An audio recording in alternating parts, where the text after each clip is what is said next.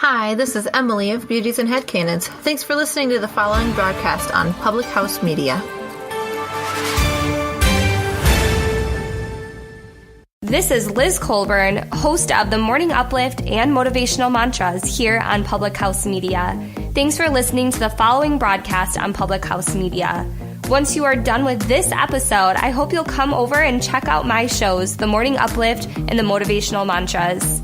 The Morning Uplift airs on Monday mornings every single week, and it's a show that really tries to help start your morning with the motivation that you need to get through your week. The Motivational Mantras has a guest speaker on every other week, which shines light on their life story and helps us to find the beauty in our journey. Don't forget to subscribe on iTunes so you never miss an episode of The Morning Uplift and Motivational Mantras. Thanks again for checking out the following broadcast on Public House Media.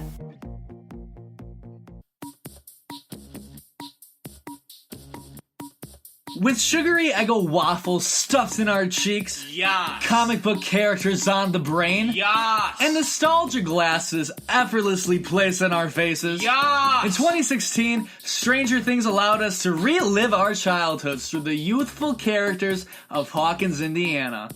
Each character has a bit of us in them. The wisecracking Dustin, the adventurous Mike, the telepathic superhuman Eleven. Okay, maybe not all of them. But when we take a journey to the Upside Down, we journey back to our youth.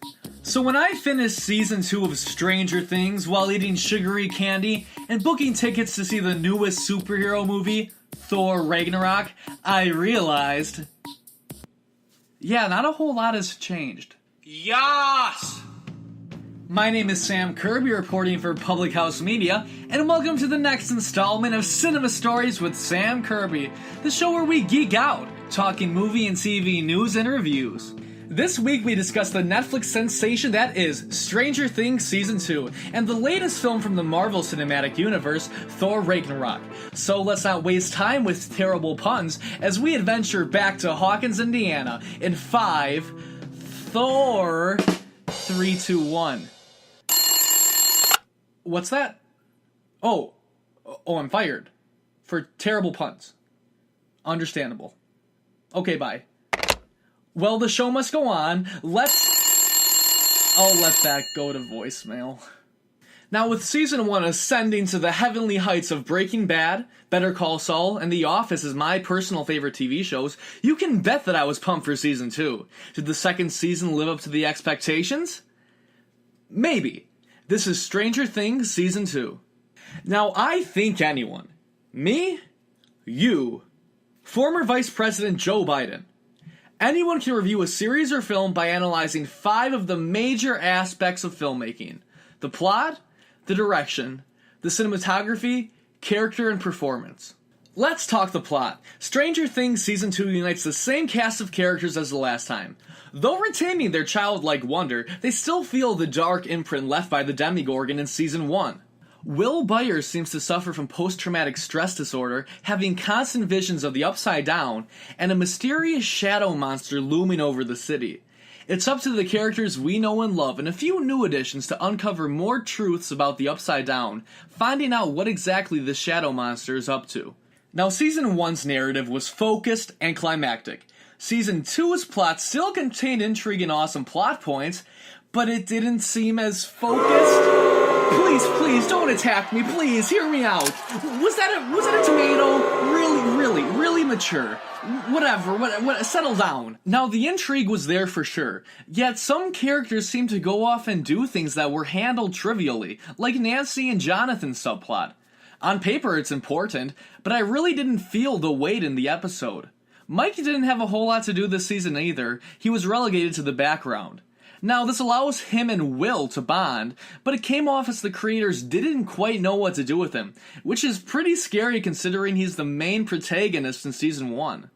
Eleven's story began strongly, introducing a dynamic relationship with her and Hopper, but it teeters on a bit toward the end. She has great character moments in these episodes, like when she's conflicted whether or not to kill a man in Episode 7.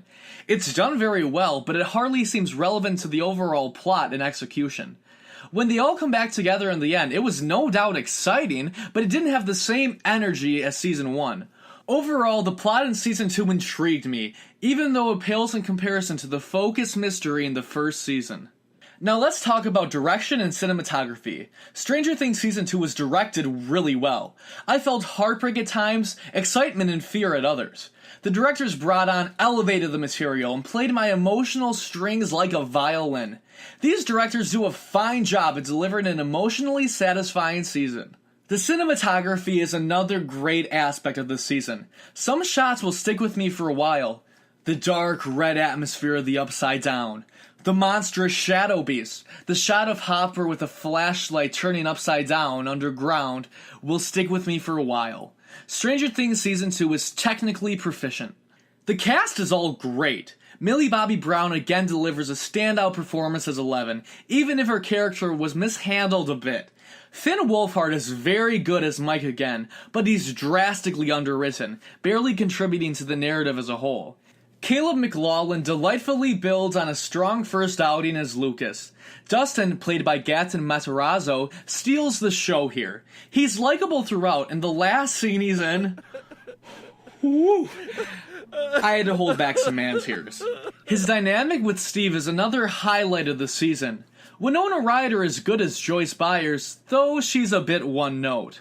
Where is my boy?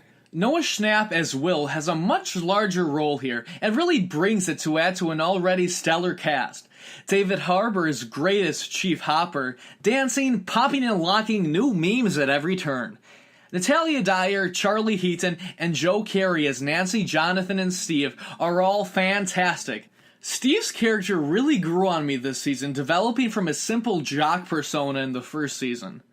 Nancy and Jonathan don't quite live up to their first season potential, being relegated to a subplot which isn't very effective to the whole, but they're fun to watch. When certain events transpire between the two, I physically fist-pumped in the air, and I had to remind myself, Sam, this isn't 2009. It's not a thing anymore, Sam. Let fist-pumping go. The new additions of Bob and Max are welcome. Max's relationship with Lucas is sweet, and Bob is just a really nice guy. Nothing more having to be said.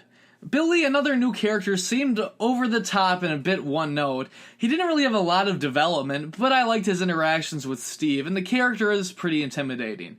The cast brings it in Season 2, even if their characters aren't written as well. The ambitiously plotted Stranger Things 2 aims higher than it's written, never quite living up to the promise of Season 1, yet delivering intrigue, great character moments, and emotional pull. I'd give Season 2 3.75 out of 5. I liked the season a lot, didn't love it.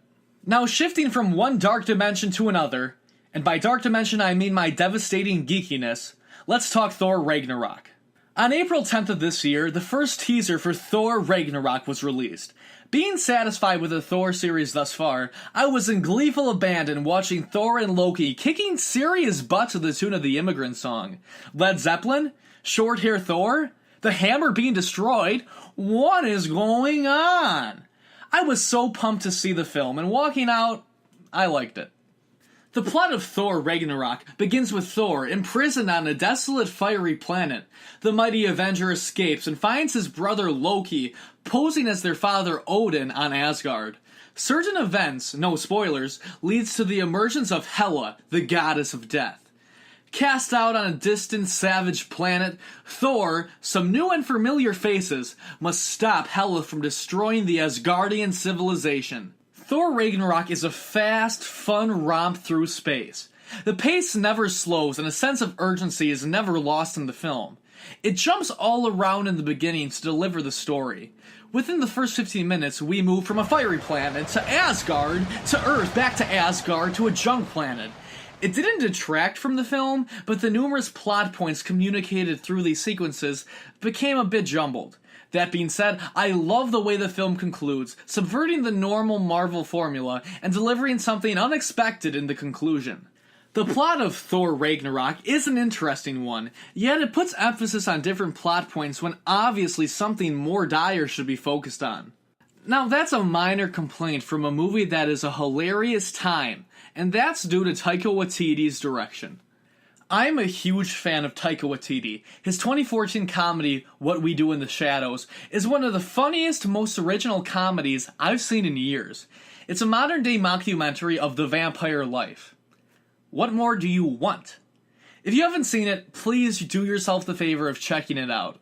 Overall, Taika seems like a weird, funny sort of guy, someone I really look up to, and someone I would love to meet. Ragnarok, as expected, is a Taika Waititi comedy, which may be to the joy of many, and to the dismay of others. Ragnarok plays as an 80s techno comedy. Personally, I was fine with it, being that Marvel has been criticized for not allowing their directors to put their own imprints on the films. The jokes are executed well. I was dying of laughter at many parts. It doesn't quite sport the emotion like one may hope, but the film is not devoid of heart. Waititi succeeds in directing a pretty hilarious film, even if the drama is downplayed. This movie is a lot different than the other Thors. The other Thor movies played up the dramatic elements and had an epic fantasy feel. Though I love the comedy in this film, I really enjoyed the tone of the previous ones. It was the Lord of the Rings flavor to the MCU, so when going into this film, expect something a lot different. The cinematography is good. There are a few silhouettes of wide shots, and they're really gorgeous to look at. The coloring suffers a bit from the gray Marvel grading symptom. There are some sequences filled with popping colors, and most of the effects are well done. Coming off of the visually striking Guardians of the Galaxy Volume 2, the photography is good, yet a bit of a step back. The cast of characters do a fine job in this film. Chris Hemsworth stands out in his role as Thor, really owning the character once again. He's a bit of a comedy machine in this movie. He has emotional moments for sure, yet he is the source of most of the comedy. Again, people may hate it or love it. I liked Hemsworth as Thor, though I may have appreciated it a bit more if his stand-up routine was toned down a bit. Tom Hiddleston as Loki is masterly mischievous as always. He's very funny in the role and has a subtle yet effective arc. Tessa Thompson as Valkyrie is a welcome new addition to the MCU, delivering a memorable performance. Mark Ruffalo as the Hulk is always a blast to see. When he and Thor interact, they had me rolling on the floor with laughter. Cate Blanchett is intimidating as Hela, though her character doesn't have a whole lot to do in the film besides plotting. And Jeff Goldblum is playing Jeff Goldblum here. Yes, he's quite funny. Yes, he is essentially playing Jeff Goldblum, and there you have it. That's Chaos Theory. You've got to admit, that's probably the best Jeff Goldblum impression you've heard all day. The performances in this film have a comedic slant, yet they aren't devoid of all emotion. The cast is fun and gives good performances. Shifting tones from epic to comedic, Thor Ragnarok is gut-bustingly funny, delivering a savagely fun time in the cinema, even if its storytelling and characters aren't as well realized as other MCU offerings. I recommend this film as a Taika Waititi comedy, a blast at the theater, and something different in the MCU. I give Thor Ragnarok a 3.6 out of 5. Now, besides geeking out over the trivial fiction, let's geek out over the trivial non-fiction from the entertainment industry. These are today's cinema stories. Ryan Coogler revitalized the Rocky franchise in 2015 with Creed, starring Michael B. Jordan and Sylvester Stallone. Following Apollo Creed's son Adonis, Creed was a commercial and critical smash. Now, I'm a huge fan of the Rocky series. In high school, I could not begin to tell you how many times I skipped homework to rewatch Rocky 3 an unhealthy amount of times. Now, I loved Creed for bringing new life to these characters, and according to ScreenRant.com, we know exactly when we'll see them again. Sandy Schaefer reports that Creed 2 will hit theaters November 21st, 2018. Being that Coogler is preoccupied with Marvel's Black Panther, Stallone has taken control of directing along with co-starring in the flick. Can Stallone go the distance in the director's chair again? We'll see next November. According to IndieWire.com, acclaimed director Quentin Tarantino has finished penning the script for his 9th feature film release. Zach Sharf reports that Tarantino is releasing the film on his own, without the help of Miramax or the Weinstein Company, due to the latest revelations concerning Harvey Weinstein. No official date has been announced yet, but Tarantino is confident that a 2019 release is in the cards. I Just Can't Wait to Be King And I just can't wait for the live-action Lion King remake. Do we need these live-action Disney remakes? No, the originals are masterpieces. But we're getting them anyway, so why not be excited? 2015's The Jungle Book's effects were groundbreaking, and 2017's Beauty and the Beast holds a very special place in my heart. The series has been a smash so far, and now the Lion King remake has a cast. Some of note are Donald Glover, aka Childish Gambino, aka Miles Morales, aka the man single-handedly running Atlanta, will star as Simba. The girl who runs the world, Beyonce, will play Nala. James Earl Jones will bring his gravitas back to the role of Mufasa. Chiwetel Ejiofor will play the sinister Scar, and Seth Rogen and Billy Eichner will play as Timon and Pumbaa respectively. The Lion King will roar its way back into theaters in the summer of 2019. Though I may have taken my nostalgia glasses off and didn't quite love Stranger Things 2 or Thor Ragnarok, and who knows, I'm probably just crazy. Yas! They were enjoyable pieces with an emphasis on escapism. Speaking of escapism, I better get out of here. Now, I want to give a huge thanks to everyone who tuned in today, and if you like the show, please go ahead and subscribe. I really appreciate all of the love and support I've gotten so far. Thanks to Public House Media for having me and letting me do what I love, talking movies. If you want to discuss movies, or you're just looking for a generally weird guy to follow, hit me up at Samuel_J_Kirby on Twitter, or SamKirby17 on Instagram. I want to give a huge thanks to We Is Shore and X Luna for the music choices today. Make sure to like Public House Media's Facebook page and tune into their other positive content. So everyone, just remember, sometimes it's okay to take off the nostalgia glasses, but never forget to have a tubular time at the theater. I better go. Bye.